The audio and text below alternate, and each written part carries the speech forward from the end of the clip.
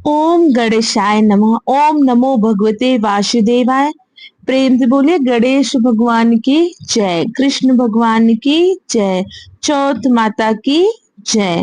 नमस्कार भक्तगण, भगवान गणेश चौथ माता की कृपा आप सभी पर बनी रहे। सर्वप्रथम आप सभी को चौथ व्रत की हार्दिक शुभकामनाएं। आज हम सुनेंगे चौथ व्रत के दिन सुनी जाने वाली संपूर्ण कथाएं। भादो महीने की संकष्टी चतुर्थी को बहुला चौथ, भादवा चौथ और भादो चौथ के नाम से जाना जाता है। इस दिन लोग व्रत रखते हैं और भगवान गणेश की पूजा करते हैं। ये व्रत चंद्रोदय के बाद पूरा होता है।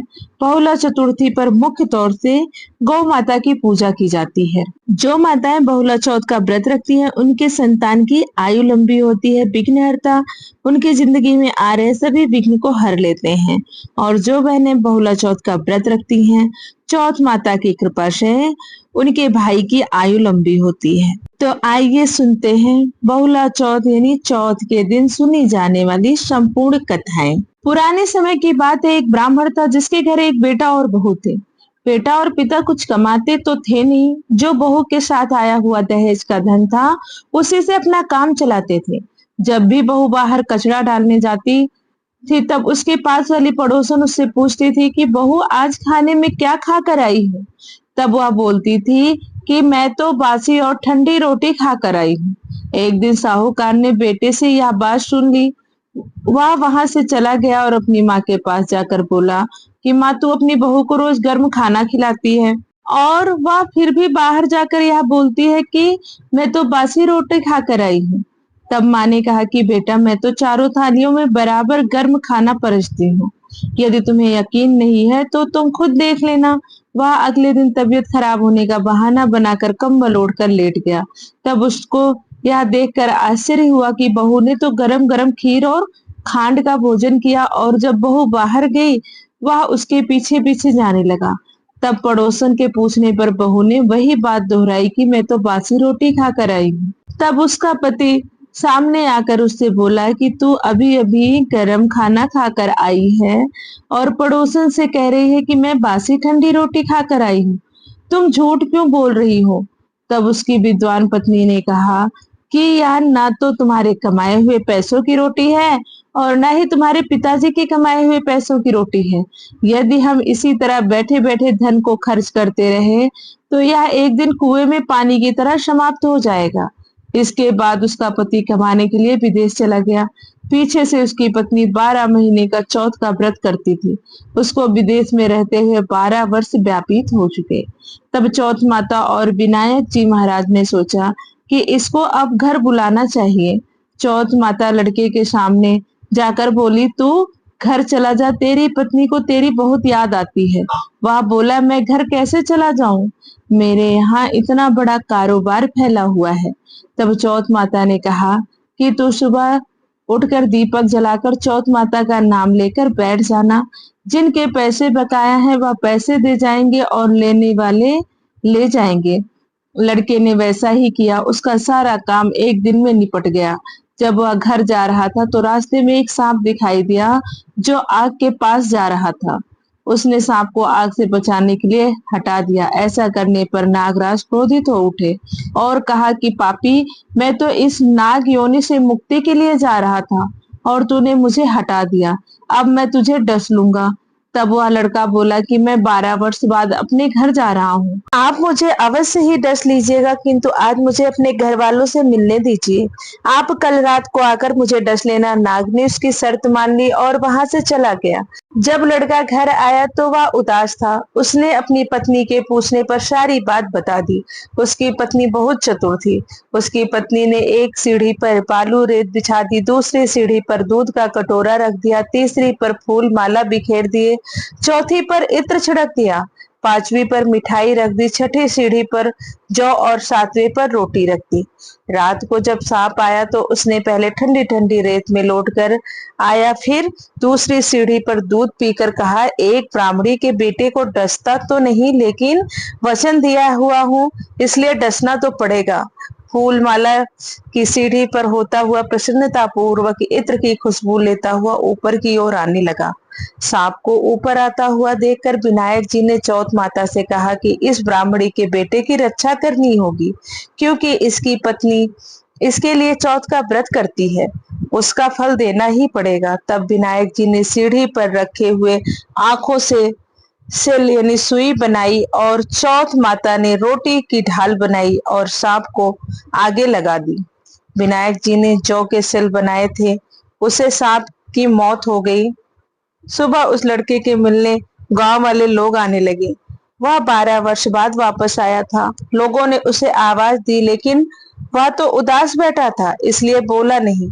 जब उन्होंने देखा कि सीढ़ियों पर तो खून पड़ा हुआ है, तो वे चिल्लाने और रोने चीखने लगे कि ब्राह्मण, आज तो तेरा बेटा मर गया। यह सब देखकर ब्राह्मणी भी जोर जोर से रोने लगी। आवाज सुनकर उसका बेटा नीचे आया और कहा, माँ, मैं मरा नहीं हूँ, यह तो मुझे डसने आया सांप मरा है। यह सब देखकर उसकी पत्नी भी प्रसन्न हो गई कि मेरे पति के प्राण बच गए। उसने चौथ माता को धन्यवाद दिया और कहा कि यह तो चौथ माता ने मेरे व्रत करने का फल दिया है।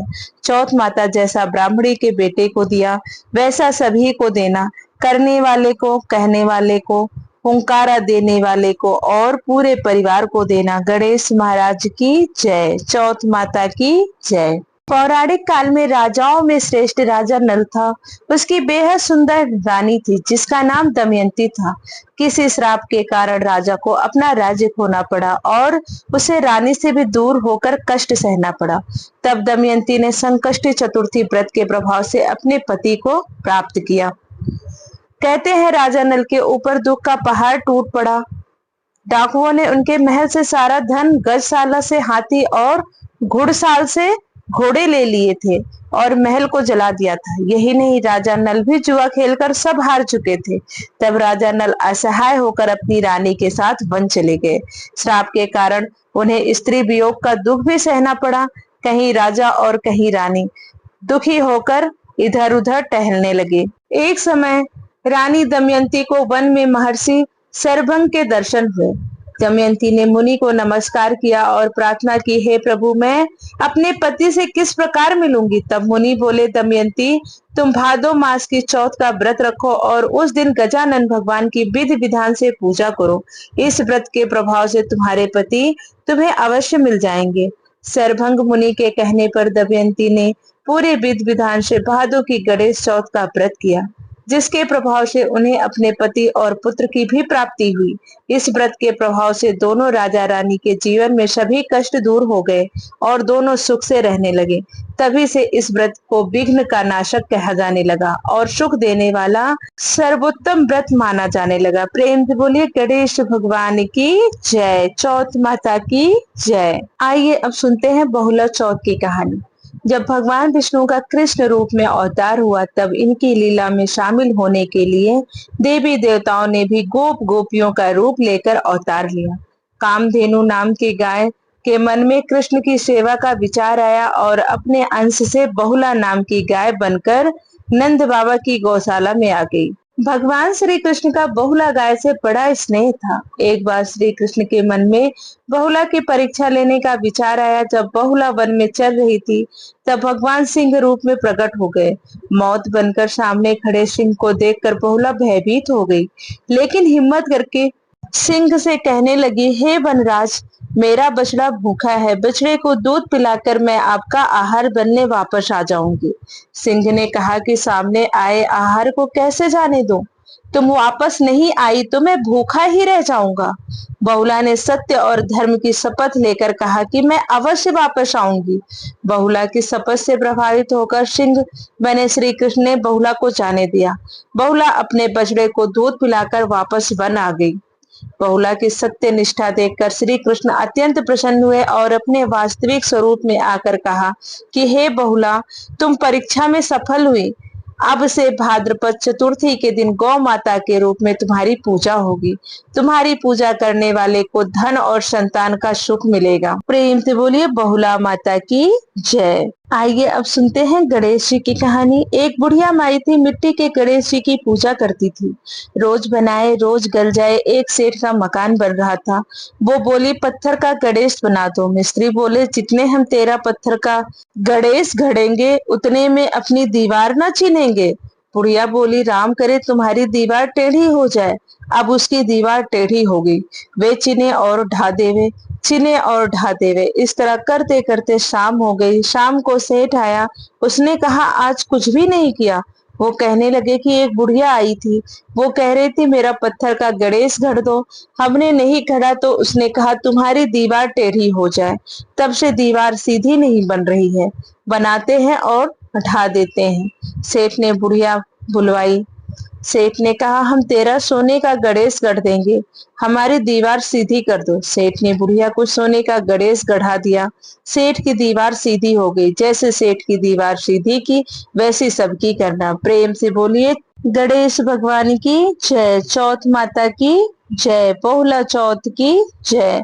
भादो चौथ के दिन सुनी जाने वाली संपूर्ण कथाएं। अगर आपको कथा अच्छी लगी हो तो प्लीज वीडियो को लाइक करें, शेयर करें और चैनल को सब्सक्राइब करें।